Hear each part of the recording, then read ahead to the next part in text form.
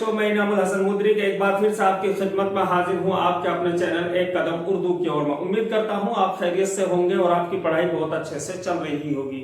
मेरे अजीज बच्चों, आज का हमारा टॉपिक है रमूज औकाफ। रमूज औकाफ जो है उर्दू में बहुत ही अहम और खास है।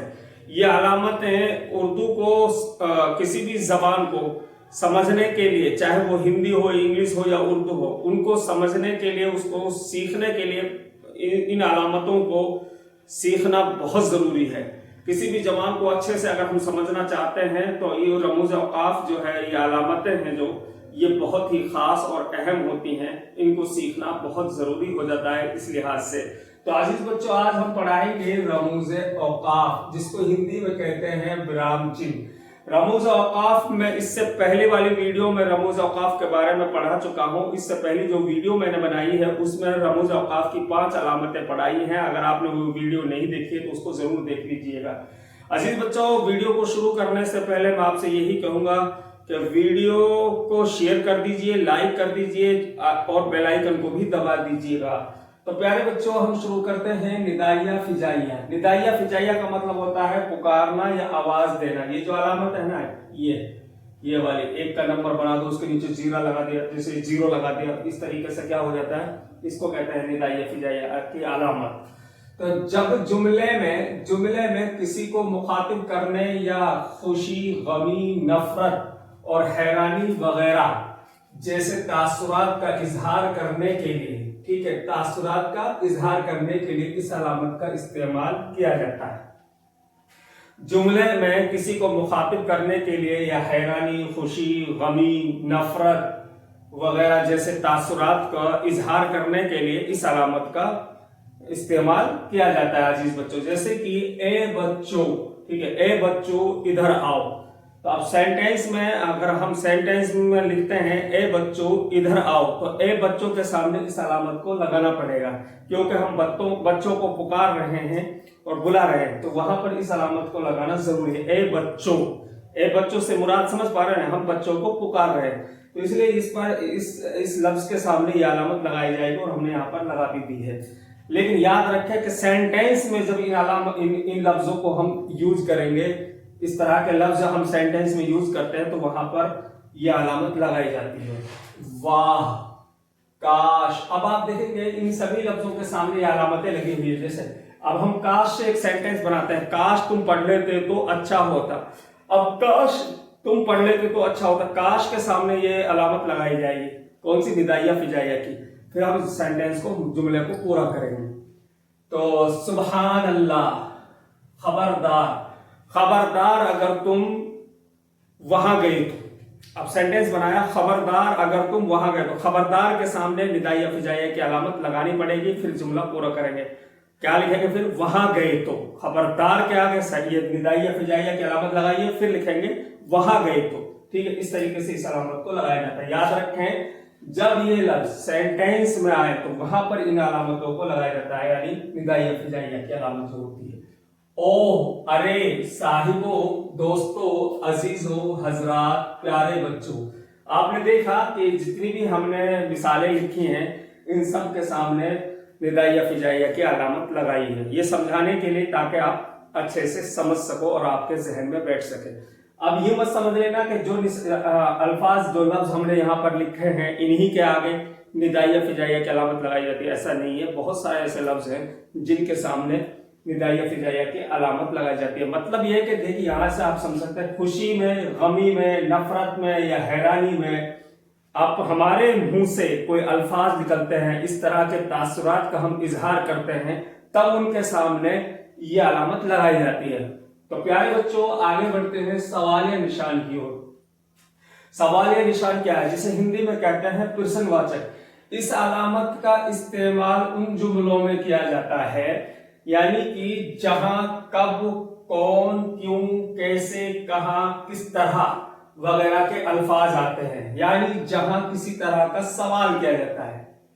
इस सवालिया अलामत का इस्तेमाल कहां होता है, सवालिया निशान का इस्तेमाल, यानी जिसे हिंदी में कहते हैं ना प्रश्नवाचक का इस्तेमाल कहां होता है। इस लाइन को फिर से पढ़ेंगे। इस अलामत का इस्तेमाल उन जुमलों में किया जाता है जहां कब कौन, क्यों, कैसे, कहाँ, किस तरह वगैरह के अल्फाज आते हैं। यानी किसी सेंटेंस में कब, कौन, क्यों, कैसे, कहाँ, किस तरह के लफ्ज आए किसी सेंटेंस के अंदर, वहां पर ये जो है सवालिया निशान लगाया जाता है। यानी जहां किसी तरह का सवाल किया जाता है। मिसाल के तौर पर तुम कब पढ़ोगे, देखिए अब यहां हमने इसका आगे तुम कब पढ़ोगे, ये सवाल किया जा रहा है, पूछा जा रहा है कि तुम कब पढ़ोगे, तो इसका आगे सवालिया निशान लगाया जाएगा। वो कौन है, यहां भी हमने देखिए सवालिया निशान लगाया है। हामिद बाजार क्यों गया, देखिए हामिद बाजार क्यों गया, क्यों के सामने यहां लिखा है क्यों, तो क्यों हामिद बाजार क्यों गया, तो हामिद जो बाजार क्यों गया, इस सेंटेंस में क्यों आया, एक सवाल हो गया, तो इसलिए यहां पर भी सवालिया निशान लगाया जाएगा। किताब कैसे चोरी हुई, ठीक है, ये भी एक, इसमें भी एक सवाल पूछा जा रहा है कि भाई तुम्हारी किताब कैसे चोरी हुई, तो यहां भी सवालिया निशान लगाया जाएगा। उम्मीद करता हूं सवालिया निशान को अजीज बच्चे समझ गए होंगे। अब समझेंगे हम खत को, यानी डैश को। डैश की अलामत कहाँ लगाई जाती है, इंग्लिश में डैश बोलते हैं खत को, और डैश को उर्दू में खत बोलते हैं। तो अजीज बच्चों, किसी लफ्ज का खुलासा वजाहत करने के लिए, अगर मान लीजिए हमें किसी लफ्ज का खुलासा करना है या उसकी वजाहत करनी है, तो वजाहत करने के लिए क्या करना पड़े, कई लफ्ज आ जाएं, ठीक है, किसी लफ्ज का खुलासा या वजाहत करने के लिए क्या हो, किसी जुमले में कई लफ्ज आ जाए तो उनके बीच में इस अलामत का इस्तेमाल किया जाता है। यानी किसी लफ्ज का खुलासा या उसकी वजाहत बयान करने के लिए कई लफ्ज आ जाए, ठीक है, किसी भी चीज का खुलासा बयान करने के लिए या उसकी वजाहत बयान करने के लिए कई लफ्ज आ जाए, तो उनके दरमियान में जो है ना खत की अलामत लगाई जाती है। अब इस मिसाल से समझ लीजिए, दर्जी के यहाँ, दर्जी के यहाँ, अब यहाँ दर्जी के यहाँ लिखने के बाद हमने अलामत लगाई डैश, लगाया ना। अब दर्जी की हमें खुलासा बयान करना है, दर्जी के बारे में अब आपको समझाना है कि कोट, पैंट, पतलून, शर्ट सिली जाती हैं, ठीक है। अब हमने दर्जी की जो है वजाहत की, इसका खुलासा बयान किया कई लफ्जों के द्वारा, यानी कोट, पैंट, पतलून, शर्ट के जरिए से समझाया है कि दर्जी क्या काम करता है, दर्जी का काम क्या होता है। तो इन कई लफ्जों के जरिए से ये जो है बात मुकम्मल हुई है, सेंटेंस पूरा हुआ है और दर्जी के बारे में हम समझे हैं। तो इसलिए वजाहत को बयान करने से पहले ये डैश का निशान लगाना पड़ेगा। आगे बढ़ते हैं मेरे प्यारे बच्चों, 2 नंबर पे, उदाहरण नंबर 2 पर देखेंगे आप, राशिद का सारा मकान। अब राशिद जो है उसका सारा मकान, देखिए यहां हमने डैश की अलामत लगाई, राशिद का सारा मकान ईंट, चूना, पत्थर, लकड़ियों से बना है। अब राशिद का जो मकान है किस चीज से बना है, इसका खुलासा करना है, उसके बारे में अच्छे से समझाना है, तो कई लफ्जों का सहारा लेना पड़ेगा, जैसे ईंट का, चूना का, पत्थर का, लकड़ियों का हमने यहाँ पर सहारा लिया है। तो अब इसका खुलासा बयान करने से पहले क्या किया, यहाँ पर हमने डैश की अलामत लगा दी, राशिद का सारा मकान, और इसके सामने डैश की अलामत लगाई, तब जाकर हम बात को मुकम्मल समझ पाए, ठीक है। तो इस डैश की यानी खत की अलामत का इस्तेमाल इस तरीके से जुमलों में होती है। तो मेरे प्यारे बच्चों, अब हम समझते हैं कोसेन। कोसेन जो है ना, इसको कोष्टक भी कहा जाए, कोष्टक बोलते हैं, कोष्टक, ठीक है। अब कोष्टक जो है ना, इसकी कई अलामतें होती है, 3 अलामतें होती है, हमने यहाँ पर 2 अलामतें लिखी है।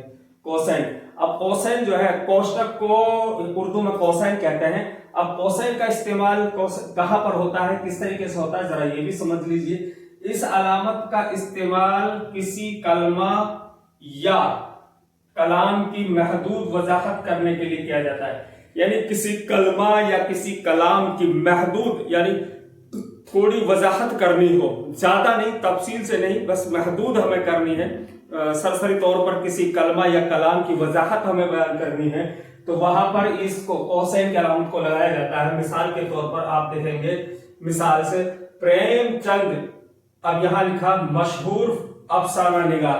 प्रेमचंद कौन थे, मशहूर अफसाना निगार, ठीक है। अब यहां पर हमने प्रेमचंद की थोड़ी सी उसकी जो है वजाहत की है, यहाँ मशहूर अफसाना निगार के जरिए से लिख करके, ज्यादा तफसील से हमने इस पर गुफ्तगू नहीं की, बल्कि इसके बारे में समझाने की कोशिश की है।